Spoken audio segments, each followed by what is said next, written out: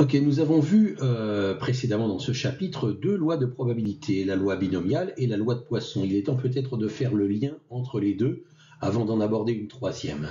D'accord Nous allons étudier un exemple pour bien comprendre comment on peut lier la loi binomiale et la loi de Poisson. Dans cet exemple, on considère une usine qui fait du contrôle qualité. Donc, on considère une caisse de matériaux fabriqués par cette usine qui contient 1000 articles et 3% de ces articles à l'intérieur de la caisse sont défectueux.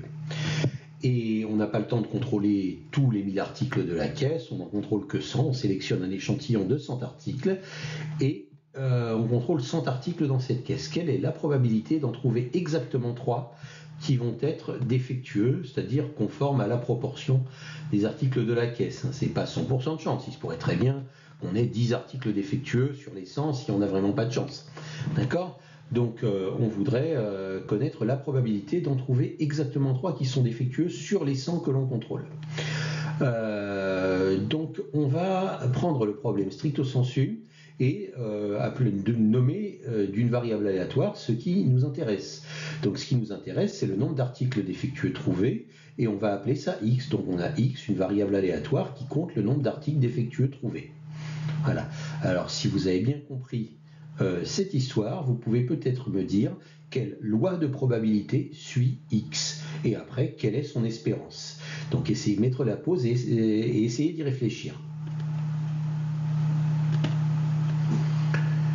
Alors, on va contrôler 100 articles de cette caisse, pas un de plus, pas un de moins. On a un nombre prédéterminé de contrôles qu'on va faire.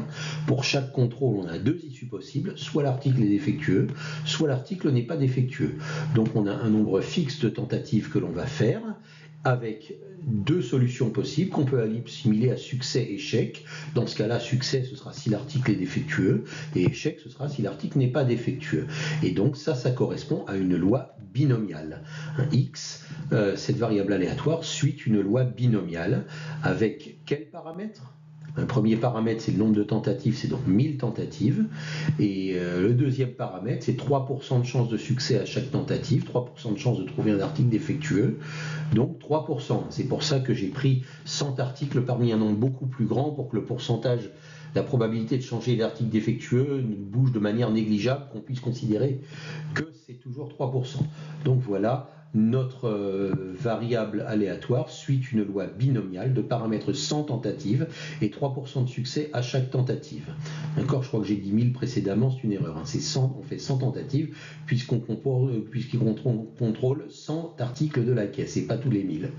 D'accord ? Alors quelle est l'espérance de cette variable aléatoire ? Cette variable aléatoire suit une loi binomiale. Est-ce que vous vous rappelez comment on calcule l'espérance d'une variable aléatoire qui suit une loi binomiale ?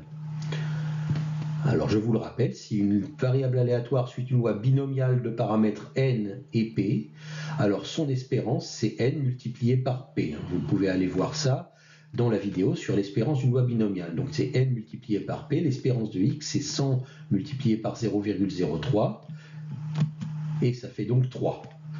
On peut espérer trouver parmi les 100 articles 3 articles défectueux, ce qui correspond bien au fait qu'il y a 3% d'articles défectueux dans la caisse. D'accord ? C'est le résultat qu'on peut espérer trouver en moyenne. Bon, c'est pas bien surprenant. C'est même assez réconfortant que l'on trouve ce à quoi on s'attendait. D'accord ? Maintenant, voilà, on a tout ce qu'il faut pour calculer la probabilité d'en trouver 3 défectueux par la loi binomiale. Ceci dit, la loi binomiale n'est pas toujours très pratique. Je vais vous expliquer pourquoi. Bon, là, ça va marcher, mais la loi binomiale, je ne sais pas si vous vous rappelez, dans sa formule de calcul, il y a de grosses factorielles. En particulier, la factorielle du nombre d'essais qu'on fait, qui peut être très grand, et les factoriels sont des opérations très lourdes à réaliser par les machines, et ça demande beaucoup de ressources. D'accord ? Donc, quand on peut, pour faire des économies de ressources, des économies de calcul, en quelque sorte de routine d'ordinateur, et on essaye de se passer de la loi binomiale, et on essaye de se dire, est-ce qu'on ne pourra pas faire un compromis ? Est-ce que bien que ça suive stricto sensu une loi binomiale, est-ce que ça ne pourrait pas ressembler à un autre type de loi qui nous donnerait un résultat correct ? Alors essayons. de voir une loi binomiale, en fait là ça va marcher. Pourquoi? Parce que j'ai 3% d'articles qui sont défectueux, j'ai un très faible pourcentage d'articles qui sont défectueux. Donc si j'essaye de tracer un graphique qui représente la répartition des comportements de ma variable aléatoire qui suit une loi binomiale, eh bien je vais avoir une assez forte probabilité de trouver 3 articles défectueux, et ensuite ma probabilité va baisser, et comme je fais sans contrôle, elle va finir par baisser très lentement jusqu'au 100e contrôle. Là c'est si je trouve 0 article, la probabilité de trouver 0 article défectueux. Là au sommet c'est la probabilité de trouver 3 articles défectueux, et là tout au bout ce serait une probabilité infime que les 100 articles que j'ai pris sont tous défectueux. Voilà comment se comporterait ma loi binomiale. La plus forte probabilité, c'est de trouver 3 articles défectueux, puisque l'espérance vaut 3. D'accord ? Maintenant, comment se comporte une loi de Poisson de paramètre la même espérance, de paramètre 3 ? Une loi de Poisson, eh bien, c'est une loi infinie. C'est-à-dire que elle va monter, elle va avoir une forte probabilité à l'espérance, et comme c'est une loi infinie, cette probabilité va décroître comme ceci, pour tendre vers 0 à l'infini. Voilà comment se comporterait une loi de Poisson, qui atteindrait en quelque sorte un maximum autour de son paramètre, qui est son espérance, autour de son paramètre mu.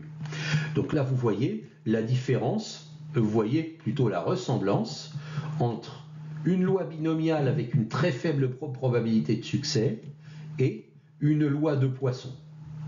D'accord ? Voilà, on voit tout de suite la ressemblance. Et donc on pourrait se dire, est-ce qu'on ne peut pas considérer que ça suit, même si ce n'est pas vrai, que cela suit une loi de Poisson, que cette variable aléatoire suit une loi de Poisson? Est-ce que l'erreur qu'on commet en considérant que notre variable aléatoire suit une loi de Poisson n'est pas raisonnable? Eh bien, on va décider si l'erreur est raisonnable ou non, et on va voir l'erreur que l'on commet en calculant les probabilités par une loi de Poisson plutôt que par une loi binomiale. Donc, comme le nombre d'essais est très élevé et la probabilité très faible, on peut considérer qu'on va avoir 2 graphiques, comme ceux que je vous montre ici, très semblables, et on peut considérer que X suit une loi de Poisson de paramètre 3. D'accord ? Et donc, moi je vais vous faire les 2 calculs. Je vais vous faire les calculs sans faire l'approximation par la loi de Poisson. Je peux effacer les graphiques parce qu'ils nous gênent pour voir. Et je vais vous faire le calcul en approchant par la loi de Poisson. D'accord ? Donc si je fais le calcul par la loi binomiale, je trouve que la probabilité que x vaille 3 est de 22,74%, donc ça c'est la vraie probabilité. Si je fais le calcul par la loi de Poisson, ça me donne 22,4%, donc ça me donne une erreur qui n'est pas si grande que ça et qui est assez raisonnable. Donc dans ce cas-là, comme on a une probabilité de succès très faible, les 2 graphiques vont se ressembler et je peux approcher la loi binomiale par la loi de Poisson. Vous allez me dire, mais dans quel cas, en cas général, si je me trouve dans une autre situation, comment est-ce que je peux décider si je peux approcher par la loi de Poisson ou pas? Eh bien, je vais vous donner le critère pour savoir si on peut approcher une loi binomiale par une loi de Poisson. Alors, la loi de Poisson, c'était finalement la loi de Poisson de même espérance. Si on veut que la loi de Poisson ressemble à la loi binomiale, il faut qu'elle ait la même espérance. Si je trouve que l'espérance de la loi binomiale vaut 3, je vais évidemment approcher par la loi de Poisson de paramètre 3, donc d'espérance 3. On a vu à la vidéo précédente que le paramètre de la loi de Poisson, c'était son espérance. D'accord ? On ne va pas approcher par une loi de Poisson du paramètre une autre espérance et qu'il ne ressemblerait pas. Voilà. Donc le critère, c'est que n soit grand et que p soit petit. Alors que veut dire grand et petit? Je vais quand même vous le dire. Voilà les conditions d'approximation. On peut approcher la loi binomiale par la loi de Poisson si le nombre de tentatives est supérieur à 30, ce qui est le cas ici puisque je fais 100 tentatives, et si la probabilité de succès est inférieure à 10%, à 0,1, ce qui est le cas ici puisque notre probabilité de succès vaut 3%. Et voilà pourquoi on obtient une différence entre la loi binomiale et la loi de Poisson qui est raisonnable. Si ces conditions ne sont pas respectées, il se peut que quand même, par chance, le résultat par la loi de Poisson soit très proche du résultat par la loi binomiale. Mais nous n'en avons aucune garantie. C'est-à-dire que si ces conditions-là ne sont pas respectées, on ne pourra pas faire confiance a priori aux résultats qu'on obtiendrait en approchant par la loi de Poisson. Donc on va s'abstenir d'approcher par la loi de Poisson si l'on n'est pas dans le cadre de ces conditions d'approximation. Par contre, si on est dans le cadre de ces conditions d'approximation, on saura que la loi binomiale ne va pas se comporter très différemment de la loi de Poisson et on pourra calculer avec la loi de Poisson quand même. Donc voilà pour ce qui concerne l'approximation de la loi binomiale par la loi de Poisson.